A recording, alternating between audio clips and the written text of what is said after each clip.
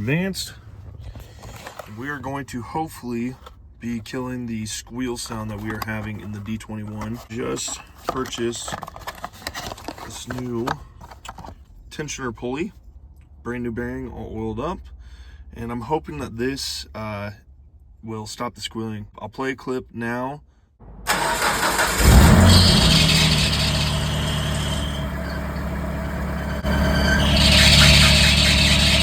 So we are going to get back home, get under the hood, and see what we can do. All right, just want to show you before we get started here. So I've got two belts here, the tensioner all the way down here. Yeah, that bearing is almost completely shot. All right, we got the boys out here, Holden, Justin, a couple other boys making a trip to the parts store. Brand new alternator. Turns out it wasn't this pulley at all, but it's pretty good that I did that anyways because that pulley was completely shot. We're gonna give this a fucking startup and see. Pass that off to you, brother. Moment of truth, boys.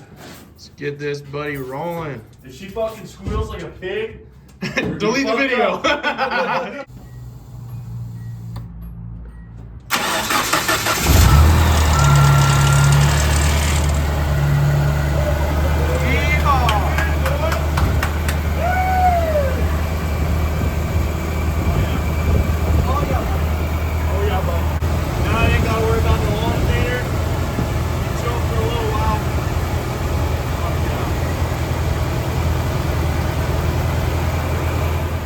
All right, I'm gonna start standing off the car. I haven't even been going crazy at all. Literally just did this top section here. So yeah, she's ready to go. Okay, you can take a look here. Big old rust spot here. Give me a little time lapse and just show us cutting away at that rust there.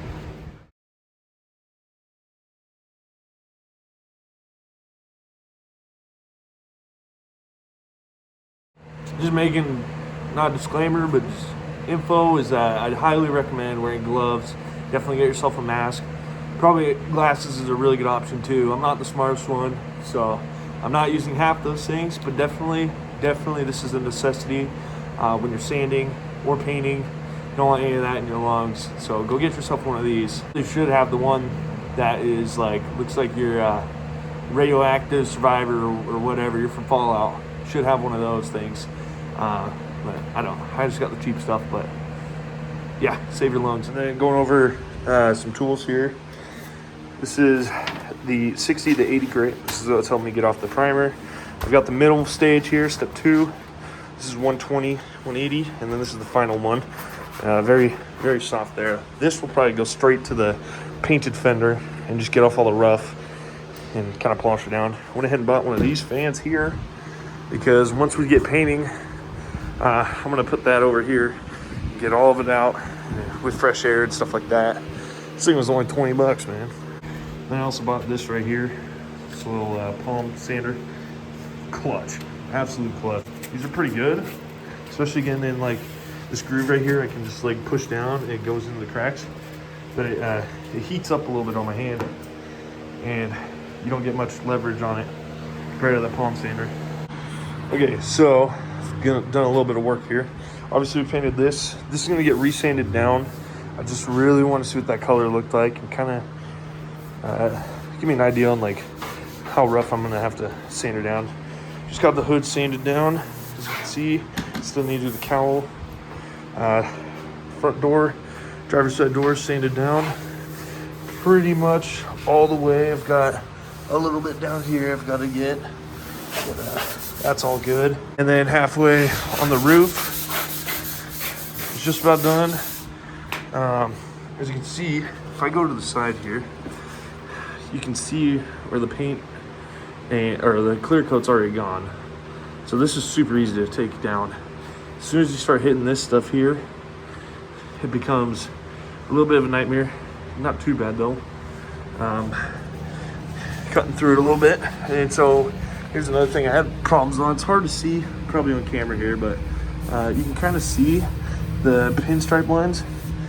Hopefully this works, but I was able to really get this down and just completely gone to where I can't feel it at all. I could still feel it on here and I just couldn't get rid of it. But yeah, so that's done there. Hoping my buddy can come over tonight, give me a hand. This and the door itself has taken me, like good 45 minutes. The hood had like no clear coat on it, so this was pretty easy. I mean, not too hard at all.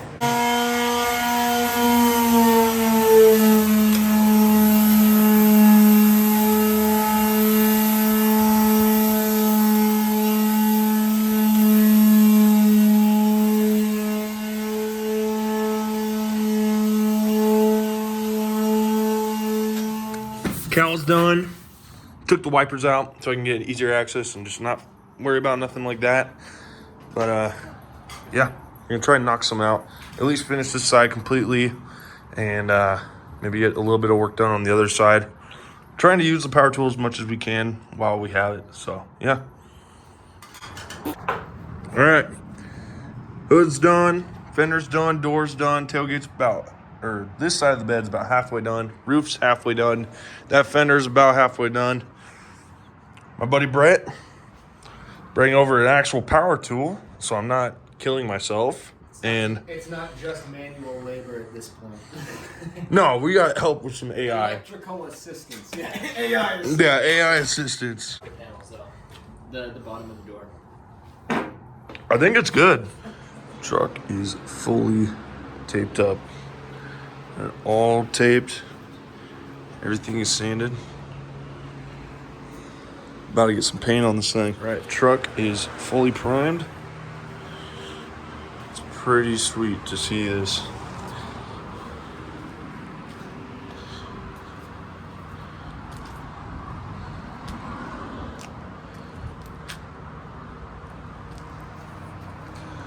So let this dry, and then tonight come back and start doing some paint. Okay, update. It's been 2 days now. Car is fully painted. I had some issues with the clear coat. I went ahead and did basically the bed, and I kept having these spots of wrinkles coming up through this layer of paint. Not sure why. Probably some sort of contaminant. I'm guessing so. But I just did a test run here on the hood, and I did this entire fender, and I don't see, it's kind of hard to see, but I'm not seeing any of that wrinkling. And so what I did use is this stuff here, multi-purpose prep cleaner, and it's for any time during the paint.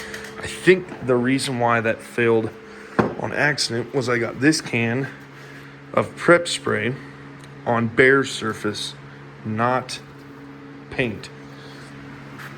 So I think that's why it was wrinkling. So I'm gonna let this sit for a minute, and I'm really hoping to get maybe 1 or 2 coats of clear coat on this thing and give her a nice shine and give her a little bit more protection than just the paint. Other than that, I'll get some daylight shots, but it is really looking good. I've been driving a little bit of a while now. Paint's fully done. It looks really freaking good. I got these mirrors, my original ones, picture here. These are a lot nicer. I really enjoy having these ones on here. That chrome looks really good with the chrome I have here. Come to the bed, blacked out bed. I didn't care too much, as you can see. I have complete rust holes, a couple of them. So I just went ahead and just sprayed this and made it all one color. In here, I painted this background inside of the glass, the same color as the truck. So that's new. And what I just got done installing is this intake here with this filter. Here's a picture of the old one. This one is off of a, I don't know what year, I think it was a 03, but this is a Chevy Blazer to S10 to C10. Anyways, it's just a little hat that goes on their intake. It mounts up dead on to the throttle body on the Nissan hardbody. So I got that mounted up. I drilled 2 holes here and put the rods in, thread them on there. I've got a nice big filter here. If we go up here, it's hard to imagine, but this tiny filter, as you can tell, was just sitting right there, and that was it. Sucking in pretty much all the heat from the engine. And it wasn't running bad, but I know in the long run, that's not good. So went ahead and did this. This sensor here, I mocked up and made it all nice and tight. This is the air temperature sensor. This I actually had tucked, which I don't recommend, right in here for the longest time because whatever. But I've been wanting to put it back on, and so now I've actually got something I can. Other than that, truck is looking real good. Yeah, I think that's it. And here's a couple clips from the drag race.